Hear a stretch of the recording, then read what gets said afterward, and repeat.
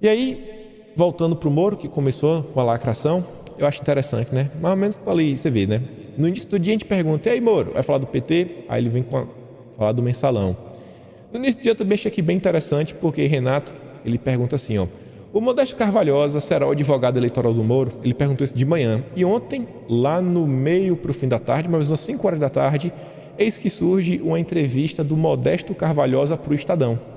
E a Anitta aqui trouxe a matéria aqui no BOL, mas a entrevista foi para o Estadão. E é o seguinte, como o senhor vê a possível candidatura do ex-ministro e ex-juiz Sérgio Moro à presidência em 2022? E diz, vejo de uma maneira muito positiva, entusiasmada, porque precisamos de lideranças naturais para se contrapor às candidaturas dos dois extremos, da direita e da esquerda. Oh, meu Deus, né? Já está em campanha aberta para o Moro. Como Bolsonaro e o Lula, Moro é uma liderança natural evidente. Não adianta querer fabricar líderes, ficar botando no jornal procura-se um líder para resolver a candidatura do centro político. Hoje, não vejo ninguém no Brasil com as características que o Moro tem para entrar na disputa. A candidatura dele não é só possível como necessária para ser uma opção aos que estão aí. Você pergunta de manhã, de tarde e o pessoal aparece. Esse pessoal é tão previsível, né? Esse pessoal é tão previsível, mas tudo bem.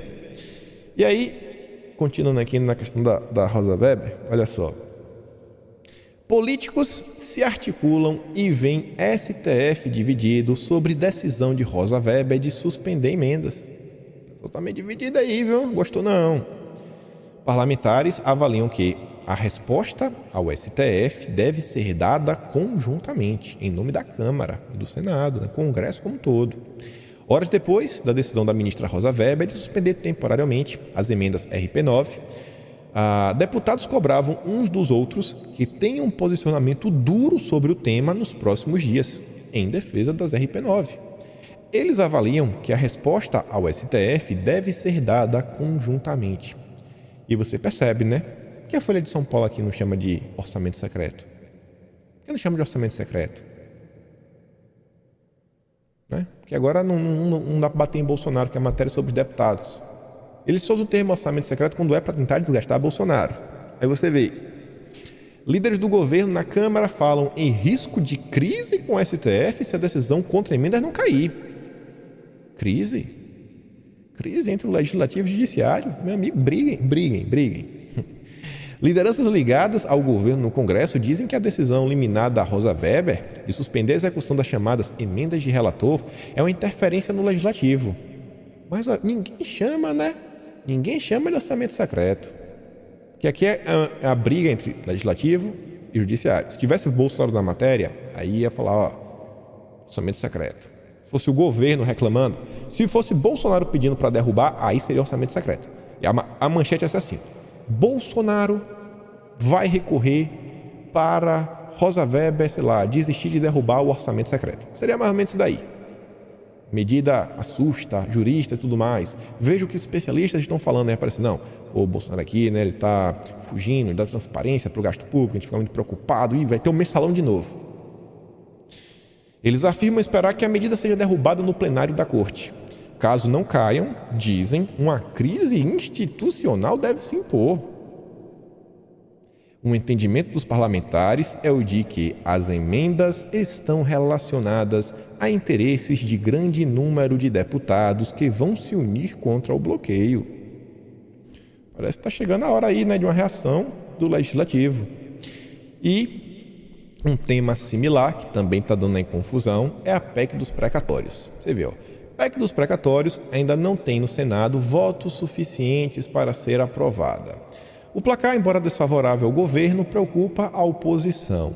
A PEC dos precatórios ainda não tem no Senado os votos suficientes para ser aprovada, caso passe pelo escrutínio da Câmara dos Deputados. De acordo com o levantamento feito por líderes da oposição, pelo menos 35 parlamentares votariam hoje contra a proposta de Jair Bolsonaro e 46 a favor.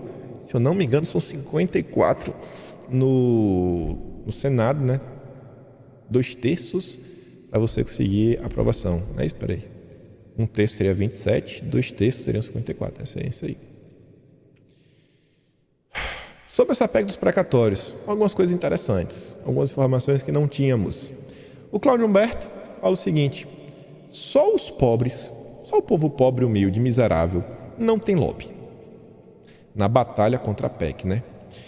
A guerra contra a PEC dos precatórios uniu o poderoso lobby dos banqueiros, e é aqui que eu achei interessante, donos de 70% dos precatórios de 90 bilhões a serem parcelados, e o consórcio de mídia de oposição e políticos, idem. Quer dizer então que 70% aí desse dinheiro pode ser aí ligado aos banqueiros e tá todo mundo dando esse chilique. Tem gente na base até falando que vai ser o pequeno, que não vai receber nada e tudo mais. Sendo que a PEC previa, né, pagamento assim, para quem tem dívidas pequenas, 60 e poucos mil, o cara vai pagar tudo agora já nesse primeiro lote.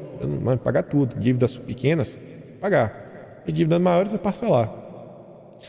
A CETA diz, os milionários usam a máquina de propaganda contra os pobres. Esse é o resumo do lobby contra a PEC dos precatórios. Aí você vê que interessante aqui também, né?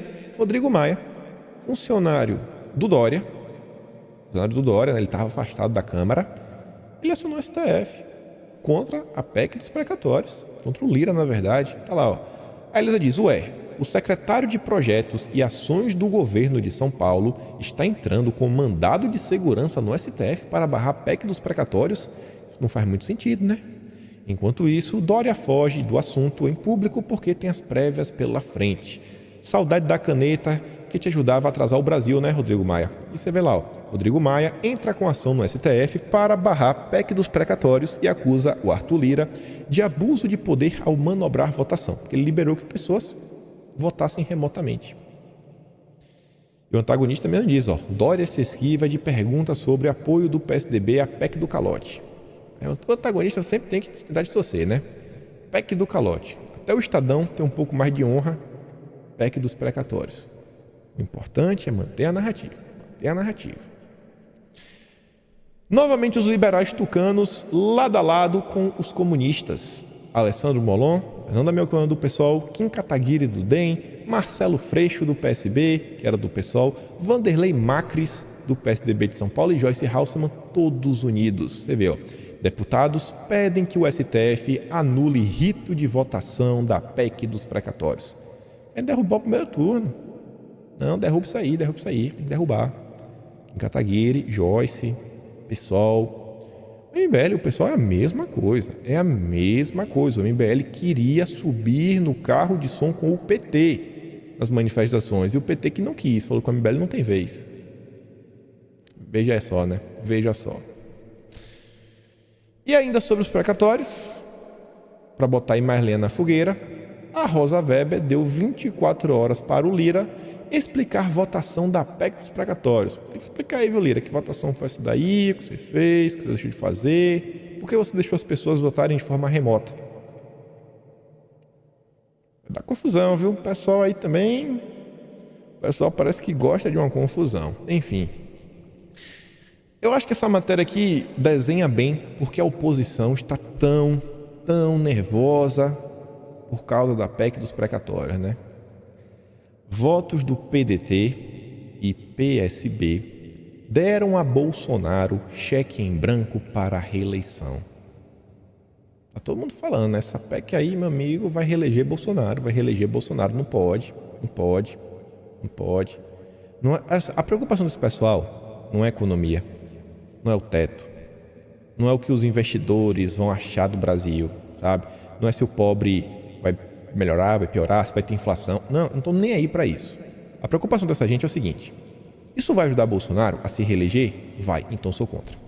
Vai ajudar Bolsonaro a se reeleger? Vai, eu sou contra. Isso daqui seria muito bom, sei lá, para os pobres? Sim. Mas vai ajudar Bolsonaro a se reeleger? Vai, então eu sou contra. Os pobres que se explodam, não tá nem aí para eles. Mas que o povo tem raiva de pobre, né?